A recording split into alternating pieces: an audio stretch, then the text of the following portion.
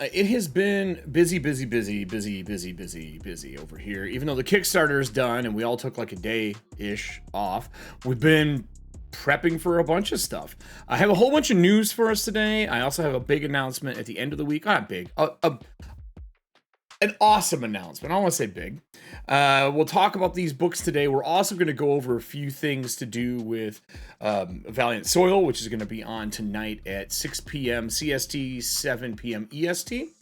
And then, what else should I tell you that we're going to go over today? I'll answer questions during this, obviously, as we go through like we always do. I'm looking at some show notes over here. Is there anything else I can tell? I'm trying to think if there's anything else I can tell you. There's nothing else I want to tell you out of the gate. So I hope you all are doing well. We're going to go right into news. And then from news, we're going to go into Book of Blades.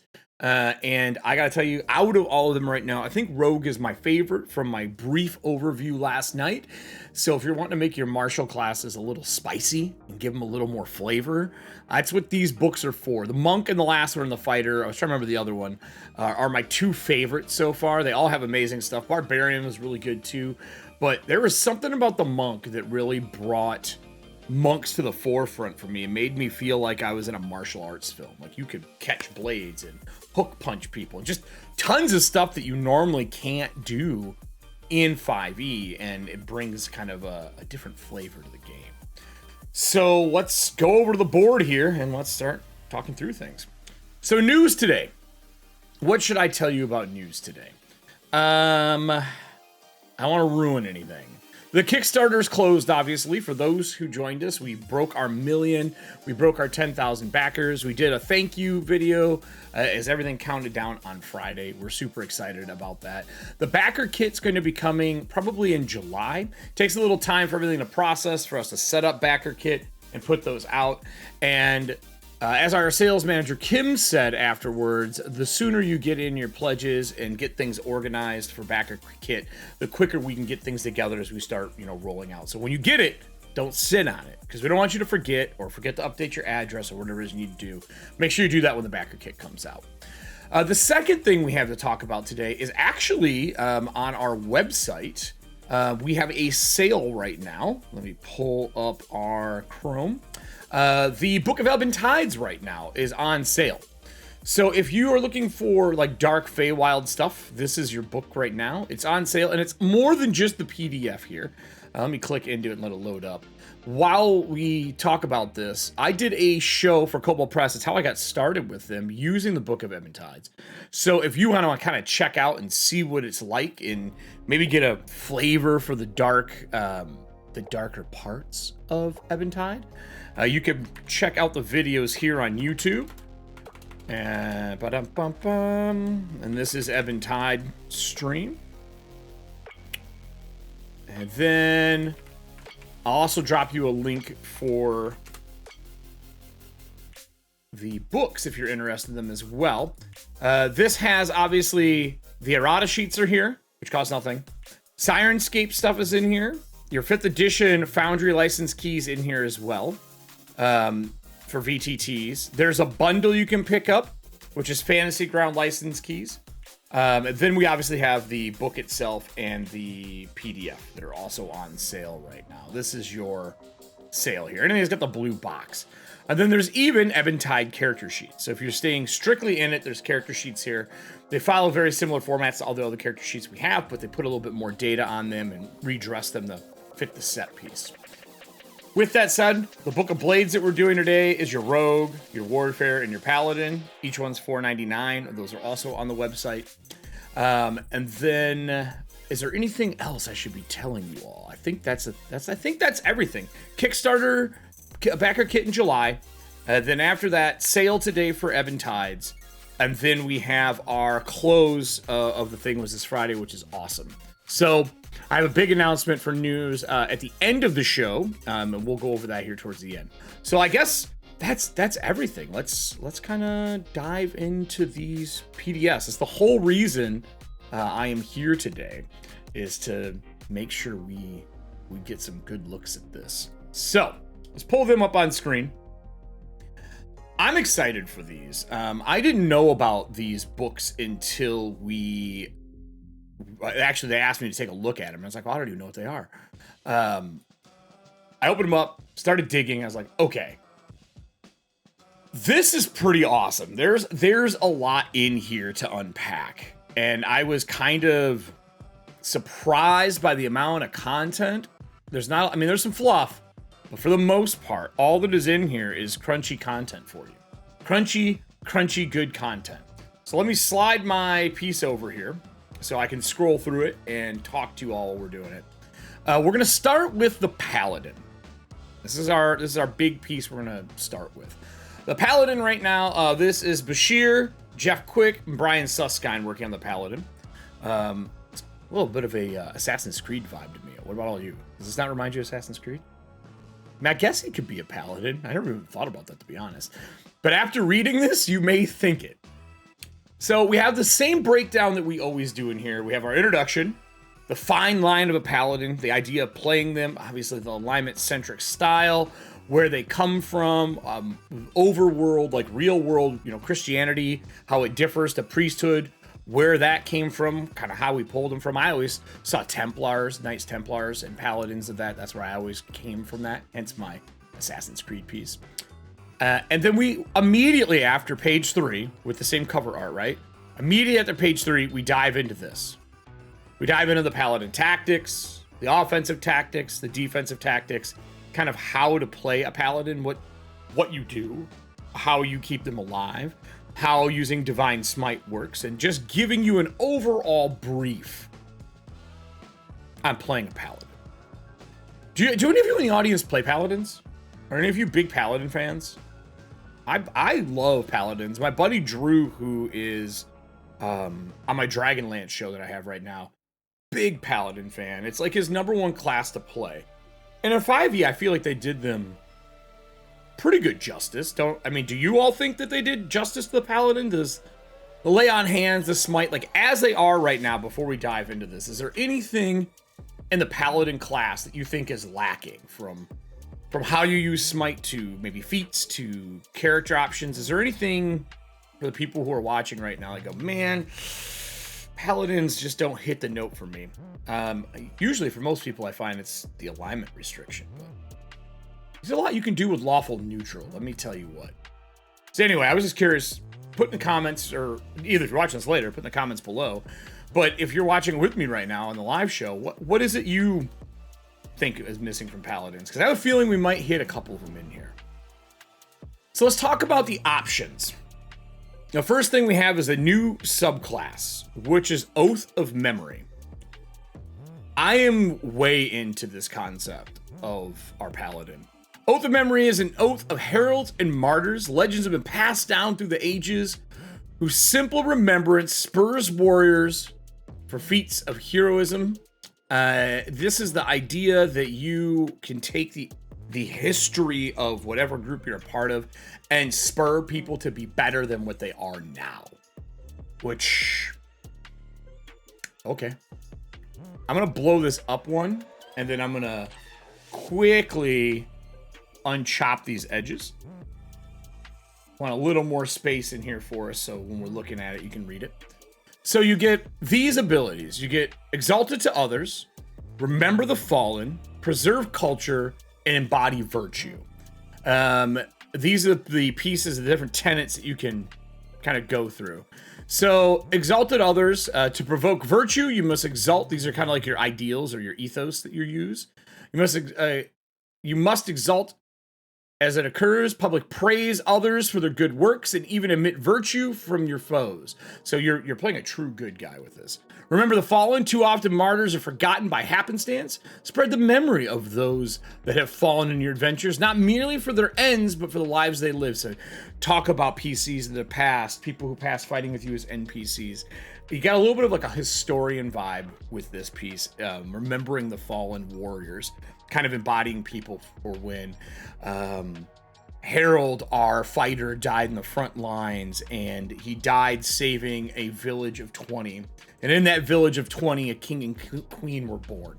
That kind of stuff. You could really bring up some fun stuff. Take a little notes.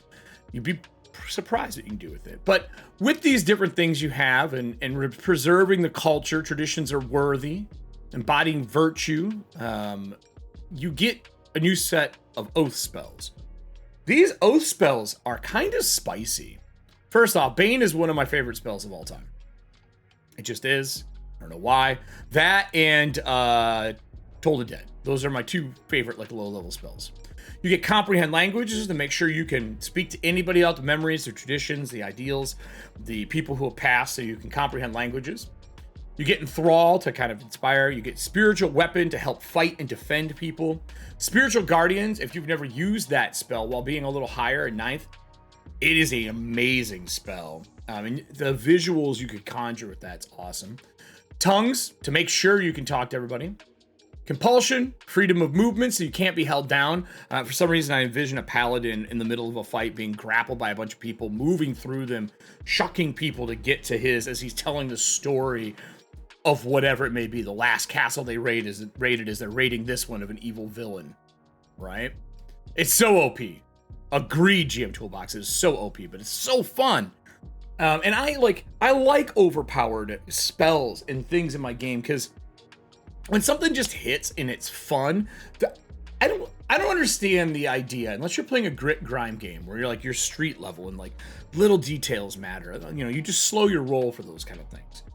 I don't understand when at a tabletop people worry so much about a rule being broken, right? Don't get me wrong, there are rules that are just broken. We all know that. Like nothing's perfect. But if your player finds that rule and they want to really abuse it and play it, the thing I always tell GMs is you get to make your own rules, so don't worry too much, right?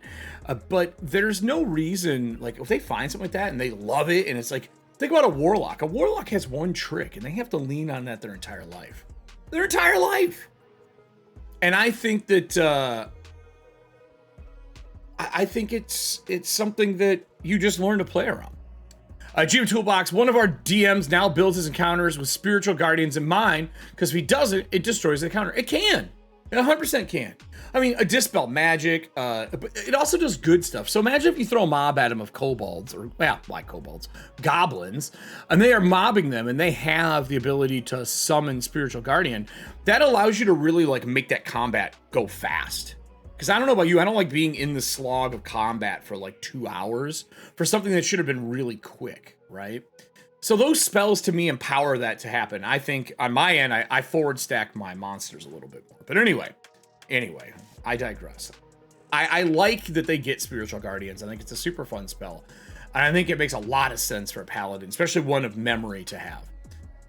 So you get that, you get dominate person and legend lore. Another, I mean, this is 17th level. We're getting into like the high end stuff. But channel divinity. This is where I think these little add-ons help a lot. When you take this oath at 3rd level, you gain the following 2 channel divinity options. You get tactical brilliance. As an action, you may perform a battle tactic, which an activation time of 1 action or less, even if you do not have battle tactician feat. Now we'll get into the feat here in a minute. Even by spending a spell slot level equal to its point cost. This does not count against your 1 battle tactic per short rest. It's a good question, GM. I have not seen Warlock yet. I don't have an answer for that. I will say that everyone loves to hate and also loves to play Warlocks. I know that the team will redo them because I've seen the other 2 classes that have been redone, and they are really good. But a Warlock I have not seen yet. I am curious to see that, though. If I remember correctly, though, that was a stretch goal unlock.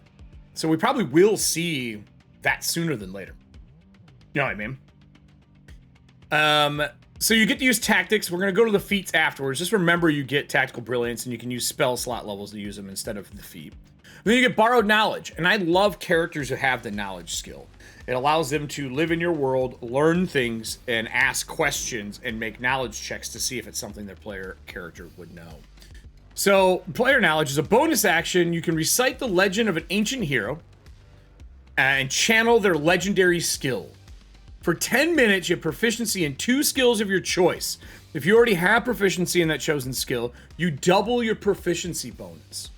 So by spending one of your channel abilities, you become more knowledgeable as you summon the ability of your ancestors or of heroes or of other people. A queen that was amazing at diplomacy, or a fighter who was so good at riding his horse as you get ready to joust. I love this idea of a talker for a paladin.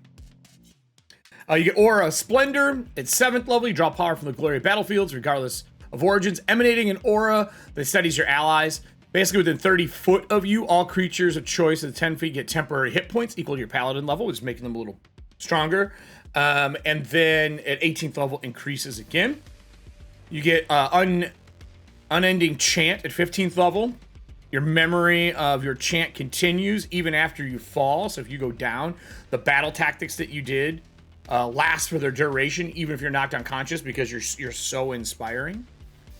And then the Legendary Mien, 20th level, as an action, you can take on Unmistakable Mien of a Paladin of Legend, whose tales you know well. So you take on basically the ability of another Paladin. You stride unhindered across the battlefield, and all allies who look upon you know your command. For 1 minute, you gain the following benefits. Walk speed increases to 50 foot in plate mail. You gain the effects of freedom of movement spells. You can't be stopped. You can choose any 2 battle tactics of your choice, regardless of whether you know them or not, at no cost. Once you use this feature, you can't use it again for a long rest. Awesome concept for Paladin. And then after that, we have my favorite out of these 2, which is the new subclass, Oath of Ash. What's up, everybody? We're going over the Book of Blades today. We're going over Paladin, Rogue, and Warfare. You missed some announcements at the top of the hour, but don't worry, I'll do them again at the end of the show, along with a big announcement. So, Oath of Ash is a simple oath, as old as nations' hatred. To take the oath is to dedicate yourself to the self-destructive loathing for someone or something.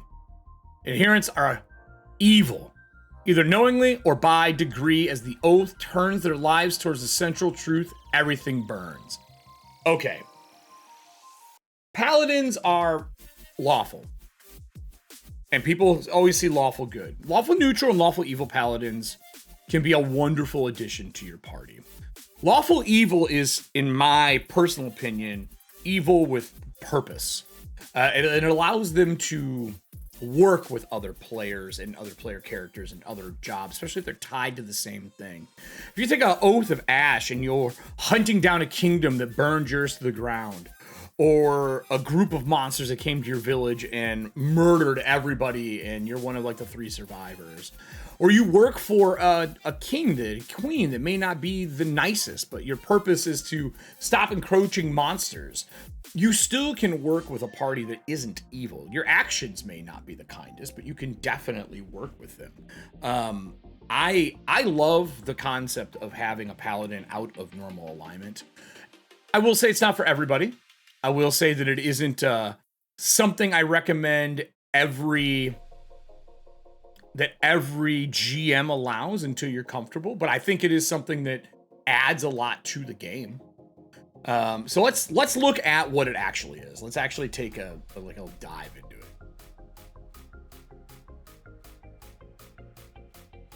Well, it's not that you're making them more and more bad guys. We gave you a good version here, Oath of Memory, and then we're doing an opposite version because there's holy crusaders and holy warriors for all alignments. And this is that Black Knight from King Arthur with some magical powers. So their tenets are no quarter, no bystanders, no rest, no restraint.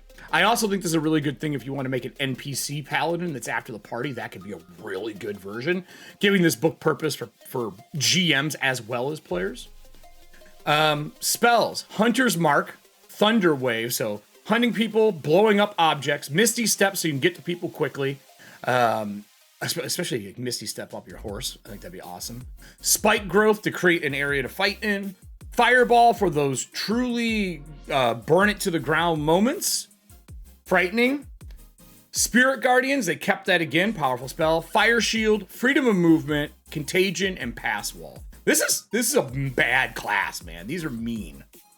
In Channel Divinity, you get Rite of Devastation as a bonus action. You raise your holy symbol and recite the condemnation of all edifices of civilization for 1 minute. Double all damage you deal to objects and any successful melee attacks you make against doors, walls, floors, and critical hits. So they're kicking down doors, they're blowing up buildings, they're sieging castles. They have that kind of a feel to them. I think this would be a great group to hunt like the real evil in the game. Even though they're not good guys, they're willing to go to any cost to hunt any evil. Maybe they're evil for a better purpose. Because look, even though you play evil, there's always something worse, right? And then we have Ignite the Worldkin. As an action, you stoke the hatred within you. A torrent of unnatural flame follows in your wake. When you activate this ability and start each of your turns for 1 minute, deal fire damage equal to your proficiency bonus to all creatures and objects within 10 feet. While you burn in this fashion, you emanate dim light. Yes. Don't. Well, I will go. GM, you and I, same page, my friend. Same page. So those are your new channel abilities you get under it. I like this art too. It's very cool. Like very, still kind of like noble looking, but obviously not a good guy. Look at that skull helm too, by the way. But yeah, I mean, let's. I agree, GM Toolbox. Today, to me, Paladin should always be lawful, but then can be good, neutral, or evil. But being a Paladin is about the code. I agree, it is about the code. I was always a big fan of the Knight of Takesis and Dragonlance. Perfect example of a lawful evil character. Agreed. I'm running D-Lance right now as like a heavy metal meets Game of Thrones Dragonlance. I'm running 2 of those live right now on Monday and Tuesdays, and that's exactly how I see Paladins in that setting as well. I think that's a very good statement. Agree 100%. I've always, and that's just it. There's a class for everyone. Paladins may not be it. Don't worry though, because we got Rogue and Warfare rules coming up. So you can trample the weak, your armor yourself, and contempt for your foes. Your movement does not provoke reactions, so you can run through a battlefield. You have damage dealt this turn from creatures that have damage. Let me repeat. For creatures you have dealt damage to this turn. Additionally, if you deal damage to a creature, you have advantage on saving throws against that frightened and charmed condition, so you're not scared of them. I like that. Scorched Earth.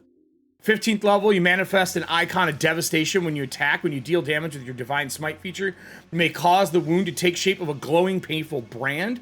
You know the location and plane of any creature with this brand, so you can hunt them. I dig that. That is super awesome. Advantage on attack rolls versus that creature. Pretty cool power. And then Form of Devastation is your last ability. So Form of Devastation is an action. You turn into the embodiment of a baleful sun. Fiery aspect of the sun, which will one day extinguish itself in a grand detonation. You end up killing humanoids, sate your need to eat, drink, and sleep for the next 24 hours. Holy crap, that's evil. You soar upon jets of flame, gaining a fly speed. This is your big bad, everybody. That's what this is.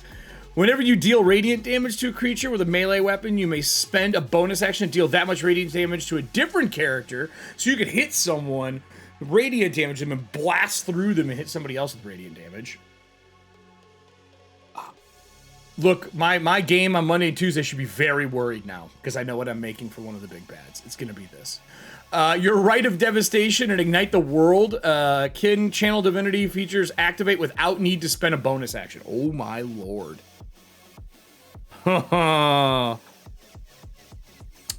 Oof. That's spicy. The Oath is fun. I love the Oath. But there's always a deity option too. I know there are paths out there that help you do the deity as well.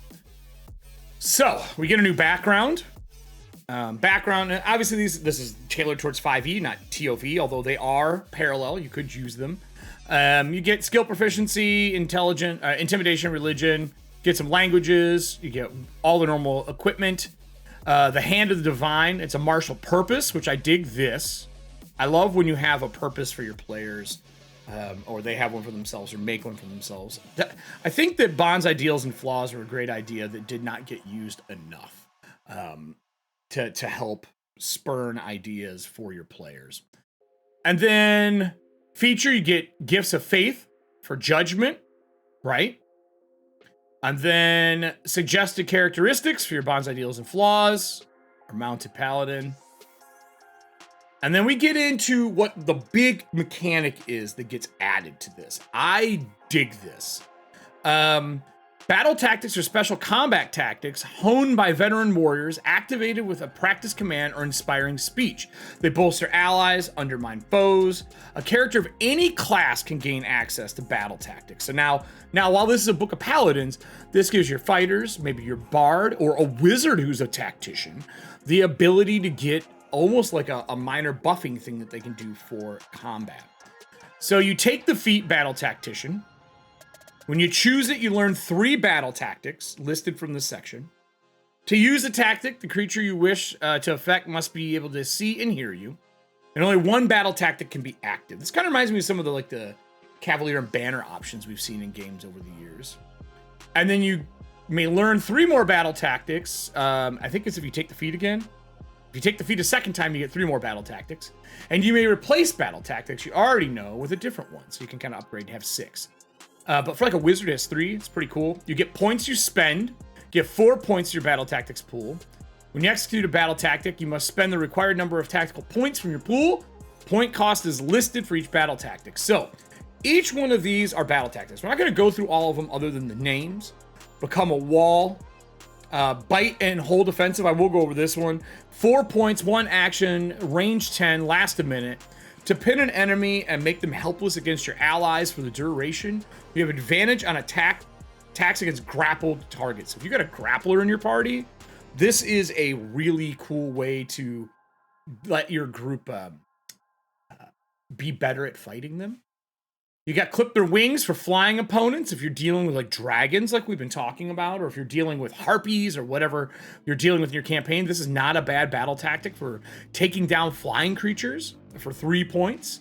Combat medicine, convergent onslaught, defiant intercept, do as I do methodology. I love this.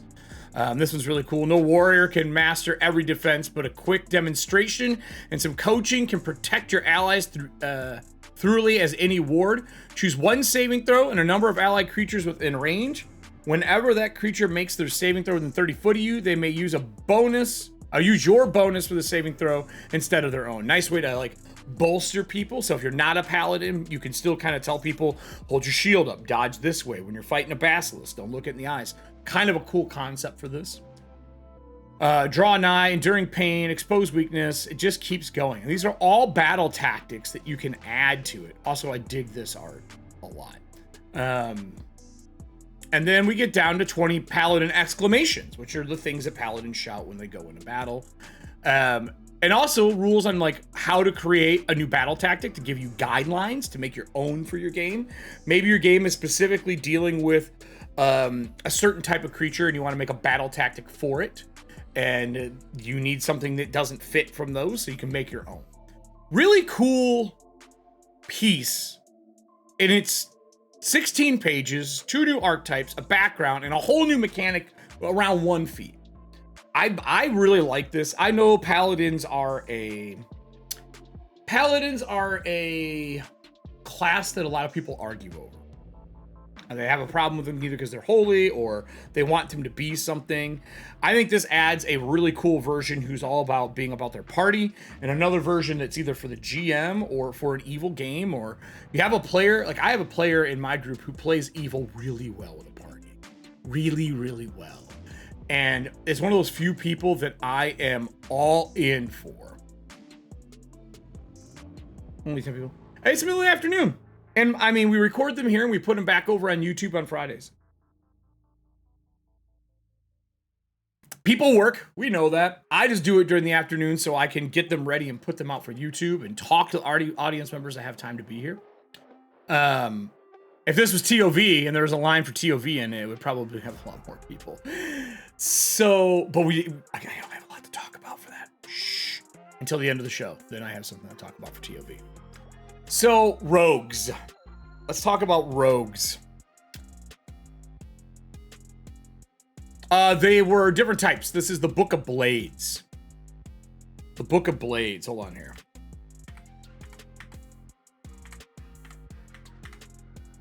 Let me find it for you. The Book of Blades is a series of books that we've put out for martial classes. Here you go. There's a link. They're $4.99. We just did the Paladin. We're going over the Rogue. On YouTube for Kobold Press, I have made all the other books we went over as well. So Rogues. Rogues are a very, as someone who GMs almost full-time, Rogues are a very diverse class. Everybody wants them to do everything, and they kind of do everything. So in this one, we're going to go through what you get. This one is done by Lawrence Hawkins. We're going to scroll down through here. So, the same breakdown you see in all the Book of Blades. There's media, what makes a rogue, playing a rogue well, know your plays, bring a buddy or more than one for flanking, like just overall good ideas. Inspiration from fiction, new rogue subclasses, and this is where we get into the mechanics. We brought the Acrobat in, our version of an Acrobat. Core rogue lies on mobility, and acrobatics take mobility to its mortal limits. This one is if you want to be a nimble, very dodgy, masterful person. Say creature, but person. You get the Ever Ready at 3rd level. You gain proficiency with improvised weapons, which I love improvised weapons in the game. There's something about it I think is really cool to do that. Let me switch me over so you guys can see the look of the book here, actually. Here I am just talking to myself about this. Let me switch me over. So the Book of Blades, expanding the rogue, like I said, your breakdown, right? Acrobat, Ever Ready. 3rd level, you gain proficiency with improvised weapons. Your damage die is always at least a D6, no matter what the object is, which is cool. You can throw a fork for a D6, everybody, in a bar. You may use your dexterity for attack and damage rolls. Your attacks with improvised weapons qualify for your sneak attack. That's awesome. In fact, the first time you successfully hit a creature with improvised weapon in combat, you do not need to meet any conditions to deal sneak attack damage. Oh my god. It only works once for 24 hours. That means you could be in the middle of combat with somebody, talking to them, eating at a dinner table, and while they're having a conversation, you could finish carving your apple and fling the small paring knife at them for a sneak attack, and they will not expect it. This is all your James Bond dreams come true. What? I didn't even read this when I went through it last night. I just read the ability. Okay. Nimble Strider. When you choose this feature at 3rd level, your walk speed increases by 10. Awesome. You gain climbing speed equal to your walk speed. You may use your dexterity in place of strength for athletics. So you're so nimble for jumping distances. That's pretty cool. So you really focus down on your dex. What is it? Momentum Mastery at 9th level. Whenever you move at least 20 foot towards a target, you don't need advantage on an attack roll to use your sneak attack against a creature.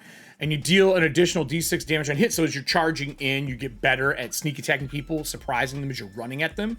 I dig this. It's got a little bit of that Artemis and Triri feel to it to me. I don't know about y'all. I know he was an assassin, but it's got a little bit of that vibe to me. Additionally, when you use your Uncanny Dodge feature, you can also push or pull a large or smaller size attacker up to 10 foot. If you do, you may also move up to 10 foot. Oh. So when explosions go off, you can shoulder check people. I like this. Touching Wind at 13th level. If you use Uncanny Dodge in response to melee attack or fail a save that qualifies for evasion feature, you may choose to take no damage on secondary effects. Once you do so, you cannot use this feature again until you complete a long rest. That's kind of cool. Air Dance at 17th level. High Flying Acrobatics. You're a Grayson now. You're a Grayson. Is this Noel throwing a pillow at you? Is it a surprise attack? Is this Noel literally having a pillow fight? What is that? It looks like a little pillow or a napkin. Is he napkining you? It's a mini magic carpet. That would be Lunar. A mini magic carpet would be the scariest sneak attack with a improvised weapon of all time. Oh, man. Now, then we have the strategist. So now, remember that feat we talked about in the Paladin book? When I read the strategist here, and then read the tactics feat from the other, if you combined a rogue together with tactics and strategy, I feel like you would have a crazy, like, high intelligent rogue. Like, mastermind battlefield, dungeon delver. I love the idea of combining those. So, from academy trained officers to world weary veterans in the front lines, almost dropped my coffee. They're leveraging their wits on the battlefield for maximum effect. You get keen discernment at 3rd level. You add your intelligence modifier to initiative rolls. So you may add your intelligence bonus to dexterity or wisdom saving throws. As a bonus action, you may choose to grant this bonus to an ally that can hear you. So you're giving them bonuses. Awesome. Tactical guidance at 3rd level. If you did not benefit from your sneak attack on your last turn, you may use your reaction when an ally that can see or hear your attack, attacks a creature, to apply your sneak attack damage to that attack instead. You must state your intent before the result of the attack roll. So you are telling them where to stab them, where to cut them, and how to wound them the best. That's really powerful. That means you're giving your fighter sneak attack. I mean, I guess you didn't use it though, so the damage is just getting applied from a different source. It's not that bad. And you couldn't have used it last round, so you can't, like, you do it, they do it. So that makes sense. So that's 2 rounds of that sneak attack essentially didn't come from you. Knowing the field, beginning at 9th level, you can guide allies to take routes they normally wouldn't consider. As a bonus action, you can grant an ally the ability to use their reaction to dash or hide. Alternative, you may use your reaction to allow an ally to immediately disengage from a number of creatures. This character's a mini GM. He's a monster. You can only do a number of times equal proficiency bonus, so it is limited. Right here, you can see the beginning of some of the TOV mechanics where things are based on proficiency bonus. I've noticed that a lot in these Book of Blades. As you can see, the designers working for one thing and still designing for the old thing, and you can see them slowly merging together, which I think is awesome, because I mean, some of this stuff is going to be easier to implement into your games as TOV comes out. Super cool. Super cool. Ambusher's awareness, beginning at 13th level, you and your allies can see and hear you, cannot be surprised as long as you aren't incapacitated. You and your allies can see or hear you, add their intelligence modifier in addition to damage and all attack rolls against surprised enemies. So this makes your ambush super strong. Okay. Super strong ambusher. And then that's at 13th level. And then at 17th level, you get Commander's Eye. Your insights in the battlefield gain additional effect beginning at 17th level. You gain a second reaction that you may use before the start of your next turn. In addition, you may use this reaction to move a willing ally within 15 foot of you into an unoccupied space adjacent to another willing ally within 15 foot of you, swapping the target of any effects between them. What? Hold on. 15 foot of you, unoccupied space adjacent to another willing ally within 15 foot of you. So they swap and the effects swap? Does that mean, like, if they're poisoned, the poison would swap? I mean, I guess it's magic, so that's wild, but this with the tactics feat would be insane. New background, Prodigal. You get a bunch of cool things that are, you're better escaping. You get fallback options. I would like to call this the Contingency Master. This is for a new background, which is really cool. So let's see what you get here. Deception, Insight. Naruto, yeah, it does a little bit. Deception, Insight. You get one choice from the artisan tools, musical instruments, gaming sets, or vehicles.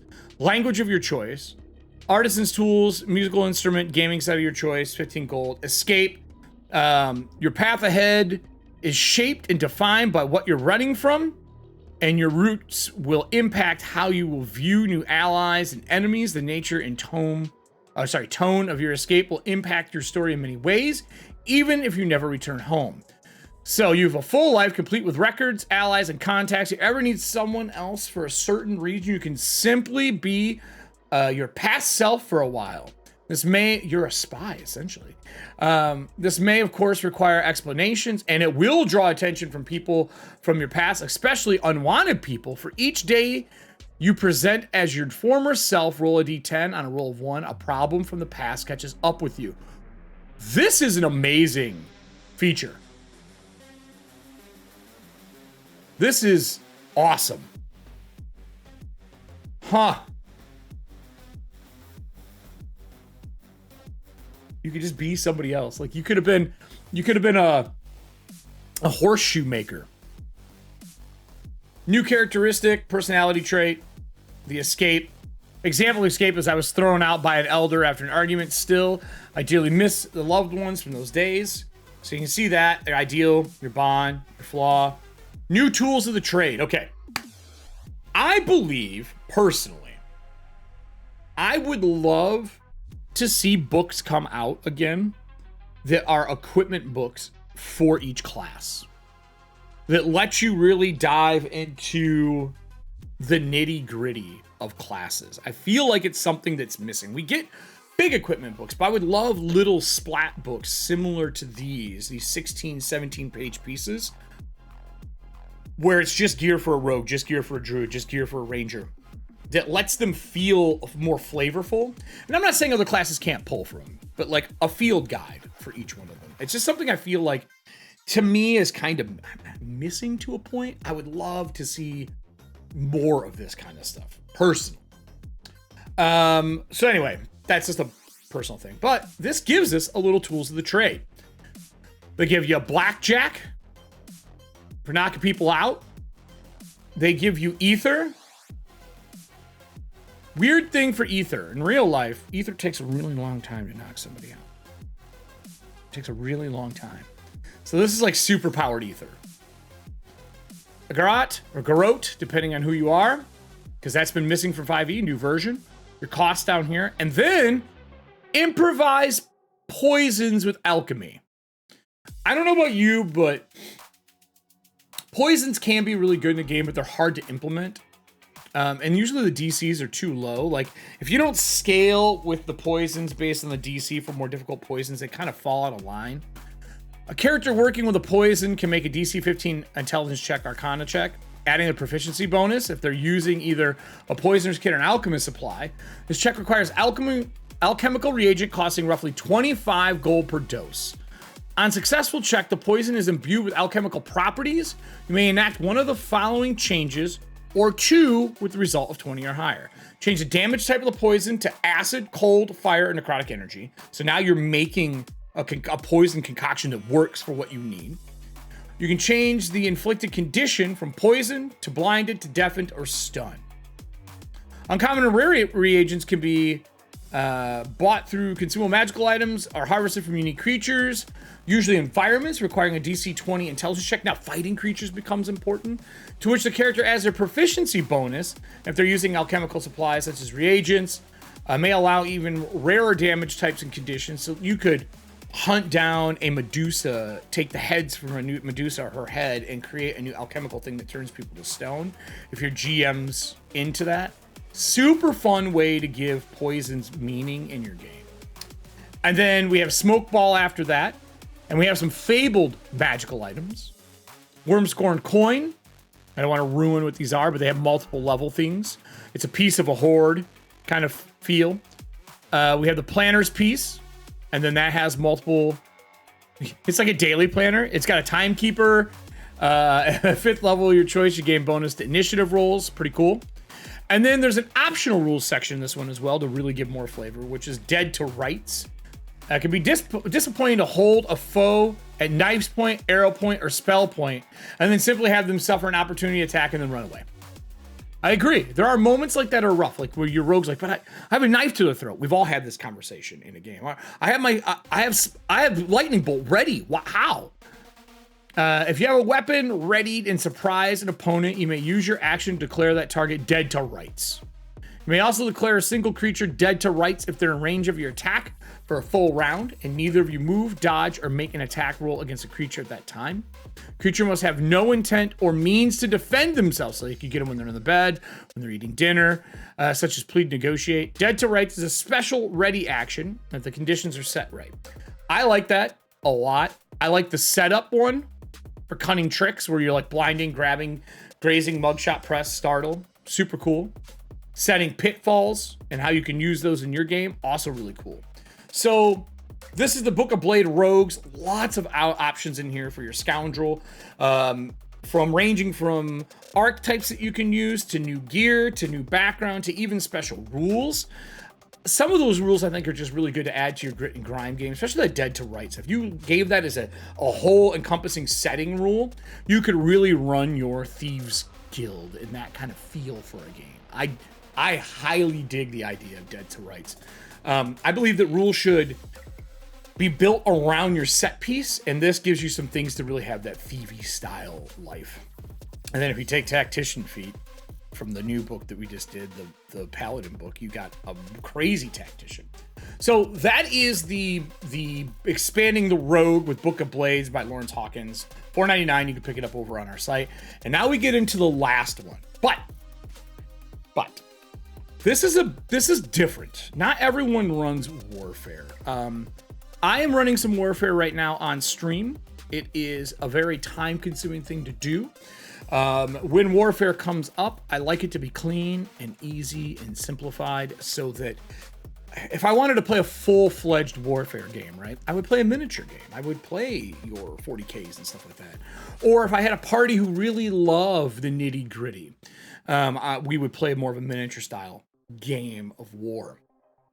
JB Little takes the Book of Blades and gives us this nice halfway point between the two things where you can run it quickly, it doesn't have to drag down. And when I am on live shows, I actually have the audience roll. Like the players and the commanders determine what they want the armies to do, and then I have the audience roll for it.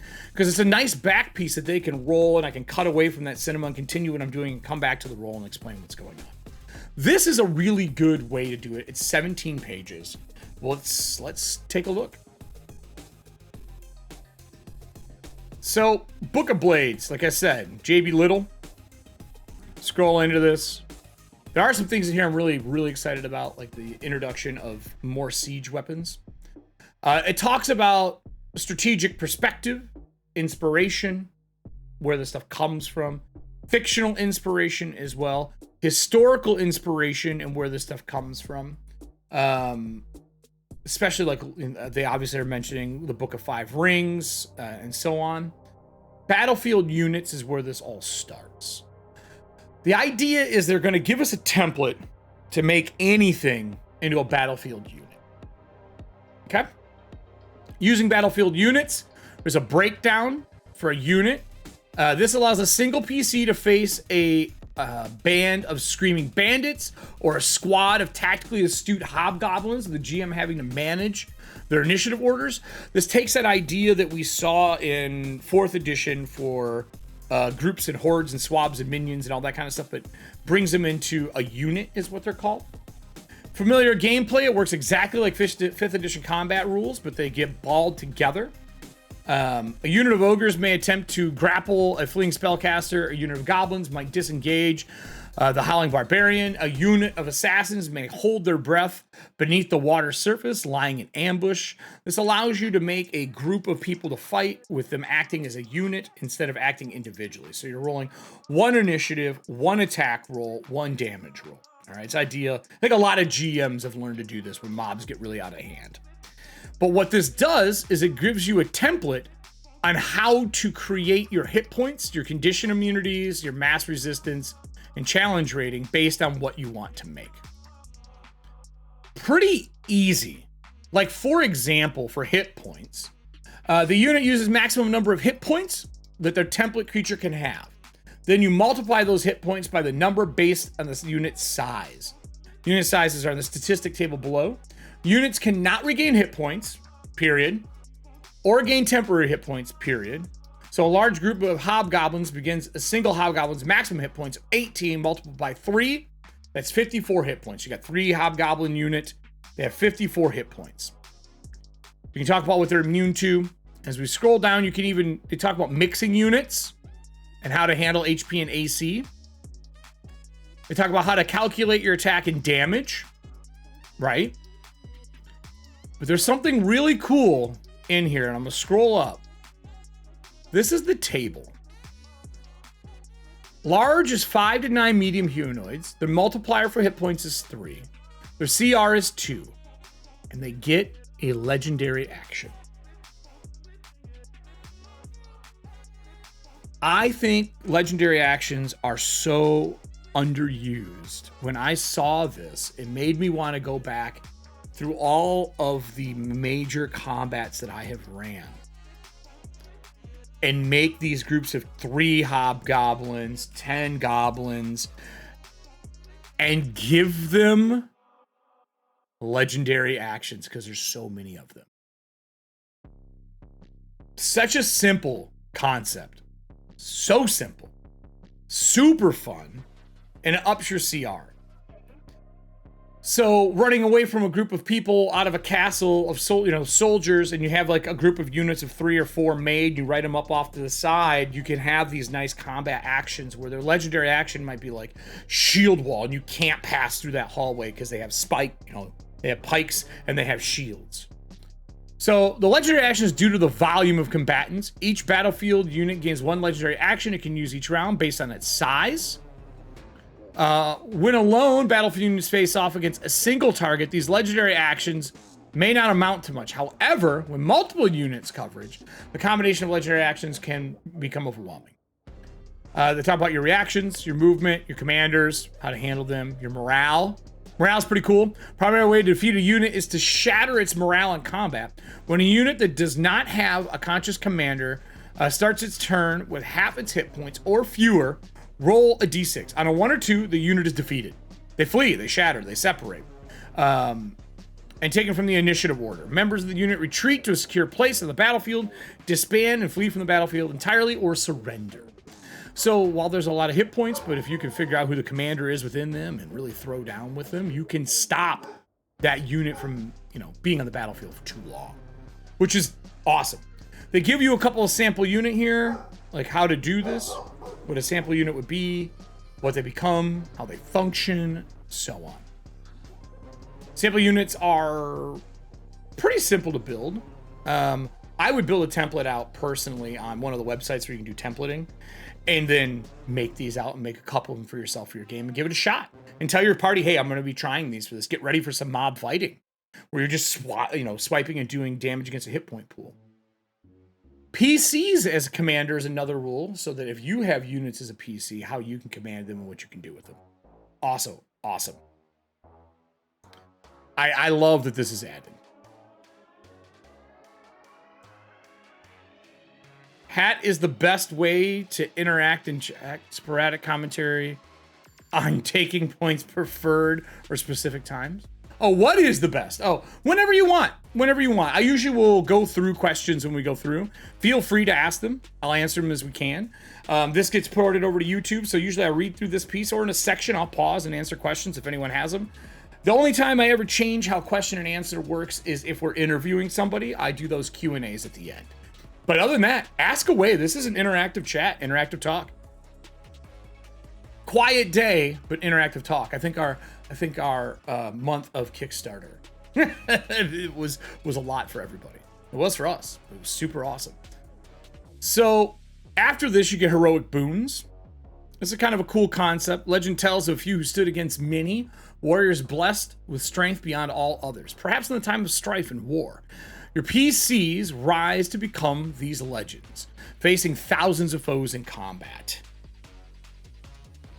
So that means that there is, while you have units, and we understand as GMs and players and designers that a unit is stronger than a normal group of hobgoblins, you're simplifying it to make it one attack, or maybe they have a couple attacks, but you're making it so that you can move time quicker, because every time you have to do a dice roll or a calculation, everything slows down. This allows player side of the table to get boons that make them more capable than they were before when fighting units. They have a 3rd, 5th, 10th, and 15th level boons, 1 through 4. General heroic boons are the following. Deft movement. While wearing light armor or no armor, you get a +1 to your AC, making them a little harder to hit. Once per turn, you can reduce the damage of a single attack that hits you by the amount equal to your proficiency bonus. So parrying, blocking, kind of representing that stuff. Fearsome name at 10th level. Reputation precedes you. You drive fear into the heart of lesser enemies, creatures, and units within challenge rating of 5 or lower that target you with an attack or harmful spell must make a DC 16 wisdom saving throw, or they lose the attack or the spell, because you're Batman. You're Batman. You look at people and they're scared. There's one for riding, and then you can see as you go through, there's tons of them that you can add to make your characters heroic. And then they have class-specific heroic boons for Barbarian, Fighter, Monk, and so on. Remember, our goal is to make martial classes better here, not spellcasting. The Barbarian one, while raging, you gain the following benefits. As a bonus action, you expend 1 hit point to regain a number of hit points. Sorry, spend 1 hit die to regain a number of hit points equal to the number you roll plus Constitution. I love this as a heroic thing. That means you can be slogging through people, spending hit dice that you always forget to spend. Or you rest and your cleric goes, I have 10 spells left for the day, and they just heal you. This is a nice way to utilize a mechanic that is already there.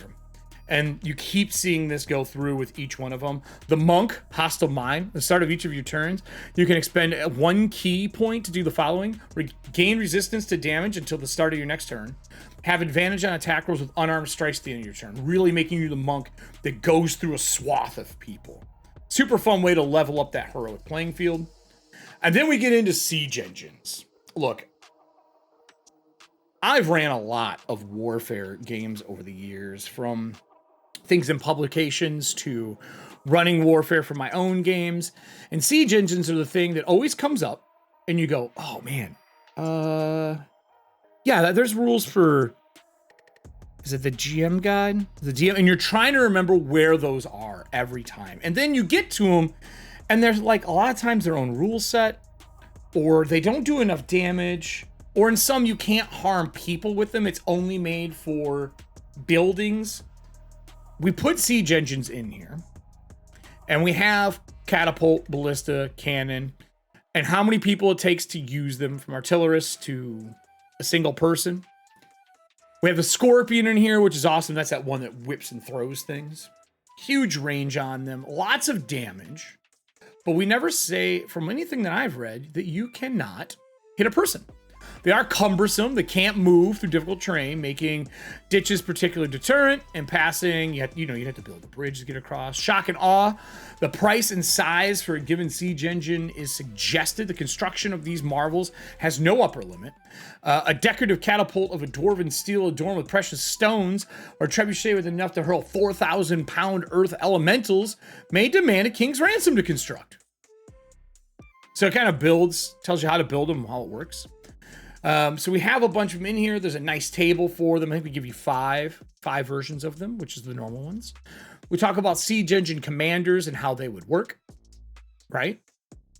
And then, just as icing on the cake, is we've talked about all of the Warfare stuff. All the Warfare stuff, right? So we have our table, our costs, how this works, 3 pages, and then we dive in, and they're like, by the way, we know you need to raise an army. We've given all this stuff to you, and now you need people.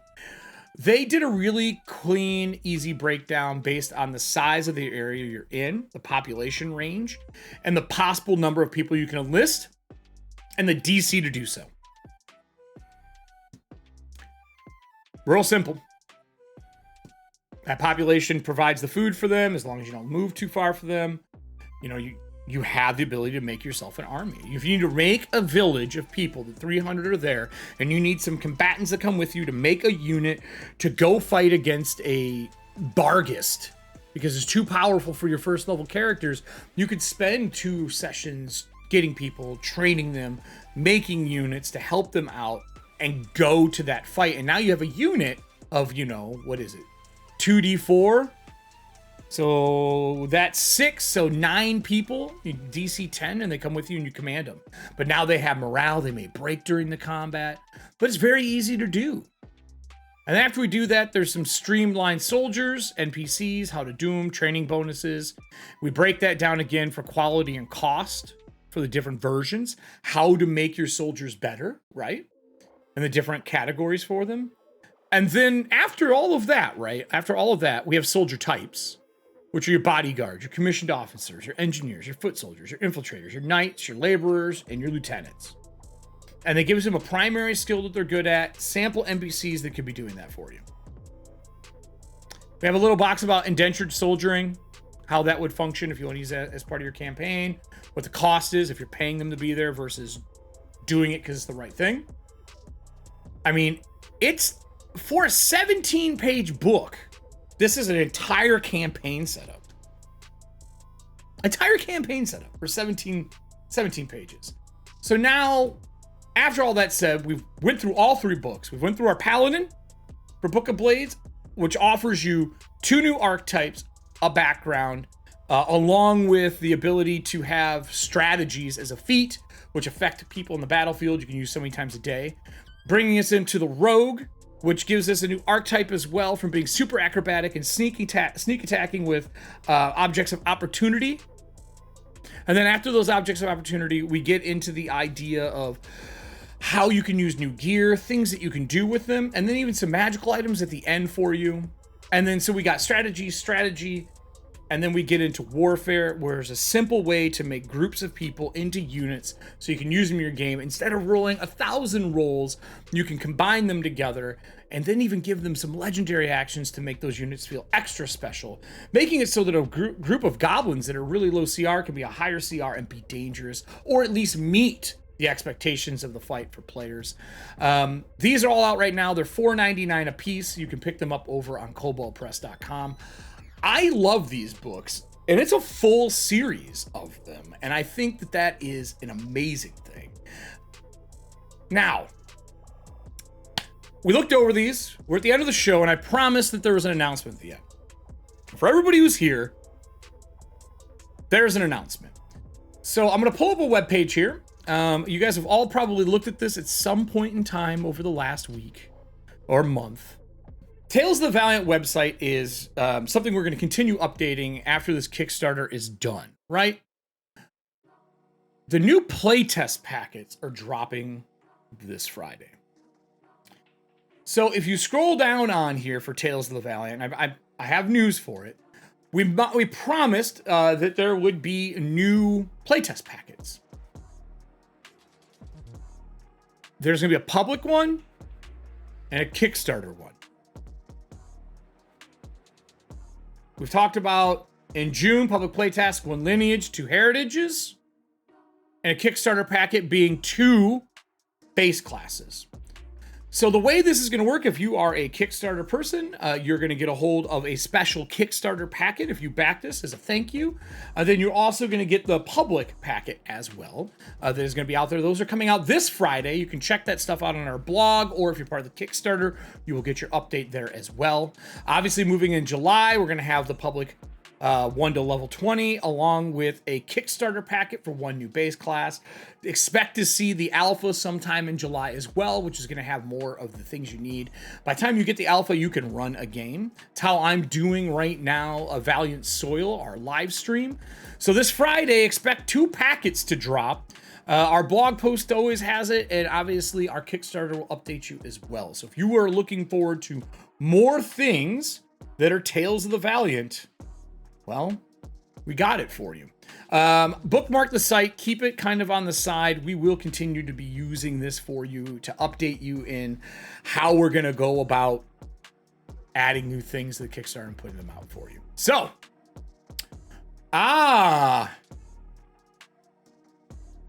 why make them separate? Because the first thing we just said is when you backed it that we would put out packets that are specifically for you. They will go public eventually. We just want to be able to give first glimpses to the Kickstarter backers. You're right. A tuber will make videos on them, and we want them to do that stuff. We're not telling them not to. But we wanted to make sure it was in their hands first as a thank you for backing the Kickstarter. That's it. And then if you're in the Kickstarter, you get all the playtest packets. But when some of the other packets come out, like the alpha and stuff, they are going to be not free for people who weren't part of the the Kickstarter. They're not going to be expensive. I don't know what the prices are going to be, but you'll have to purchase them. Purchase to which site? To the Tales of the Valiant? Absolutely. Here's your TOV. Here is the Book of Blades. And then this is the sale for the day, which is our Ebb and Tides book. So I know that is what is going on with these. I'm excited to see what they look like. I'll probably be looking over them after the live show tonight. But yeah, that's our playtest packet. The last thing I have to say is we will be at Gen Con. There's going to be a whole bunch going on at Gen Con. And with that said, if you sign up for one of the tables at Gen Con, we have got it done to where the 120 tables or so that we have at Gen Con, whatever character you play at the table, you get to walk away with a mini of that character. So that's our thank you for supporting, spending your money to get a ticket to come play, and that is the takeaway. That's awesome. You'll get to take away your mini with you. So we announced that. I wanted to share that again for everybody, that you will be able to get a free mini for playing at our table at Gen Con. These minis are going to be something that are available later on. Playtest packets dropping this Friday, both for Kickstarter and for public. Check out the Book of Blades and pick up the new Martial, Rogue, and Paladin along with Warefare, $4.99 each. And then tonight, it's 6 p.m. CST, 7 p.m. Central, I will be over on YouTube running Valiant Soil. For those of you that may have missed Valiant Soil, both of them are up already on YouTube. We stream them there. So follow us over on YouTube. Make sure you check out what we do there. Hit the bell and subscribe for everything so that you know when we go live. We have an amazing cast for it. The first 2 episodes are a blast. They're the 2 hours. We're doing a total of 4. This will be episode 3 tonight, and they are in the thick of it. I'm running a little bit of a horror-based piece, and if you've been here for Kobold Chats on Twitch, we created a set piece using Campaign Builder's Guide 2 and the Spiral methodology, and I took that, ramped it up a little bit, and that is literally what I built with the audience here, I am running for the live show. Just to show what happens building that you can turn it into a full piece. With very little work. So I'm running that over there, and it is also our first stream using the Tales of the Valiant rules. We have a little bit more extra rules there. You're seeing some of the equipment being used. One of the new spells just got used where someone swallowed an entire campfire. It's pretty wild. I'm not gonna lie. So with that said, that is it for Kobold Chats today. Thank you so much for joining us. If you have any comments and you're watching this over on YouTube later, leave down below. I know your Paladins are controversial, but I feel like that really added some 2 new flavors for Paladins that you can use. I love the Rogue book, and Warfare, while it says Warfare, it really is a way just to use units of people and being able to make one roll. I think it's something that GM should be adding to their game to streamline mob combat. But that is it for us. If you're watching this on YouTube later, over on this side is going to be a video to watch, probably Valiant Soil, or maybe the thank you from our Kickstarter. And on this over here is going to be the bell for you to click to subscribe to everything we do. I will see you tonight at 6 p.m. Central, 7 p.m. Eastern for the 3rd episode of Valiant Soil. Have a great day, everybody. All legends have a beginning, a tale that must be told. Those who yearn for adventure must remember that your truest weapon isn't swords or sorcery, but your friends. For the greatest of tales are those that you write together. Answer the call of the